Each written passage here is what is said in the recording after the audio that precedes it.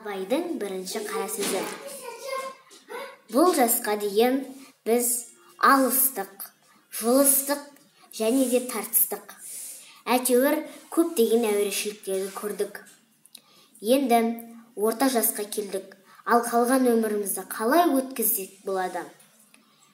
Ел бағу, елге бағым жоқ. Елді де баға алмаймын. Елге бағатын болса, өзі ауруға ұшыраған адамдар ел бағар. Мал бағу? Жоқ, малды да баға алмаймын.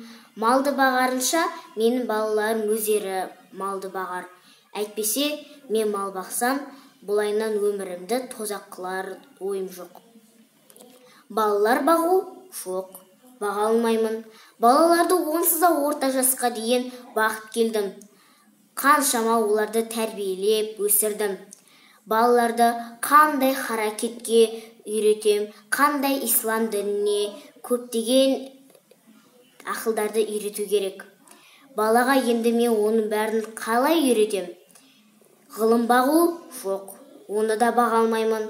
Білмегенімді кімнен сұраймын? Білгенімді кімге айтамын?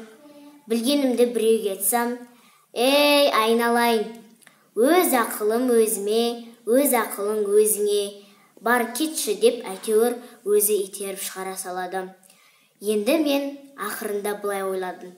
Осы айтқандарымның бәрін қағазға жаза берейін. Келген адам, оқыған адам өзіне керегі жазып алар, ал керек емесін лақтырар. Енді мен осы қағаз бен қаламды ермек қыламын деп шештім.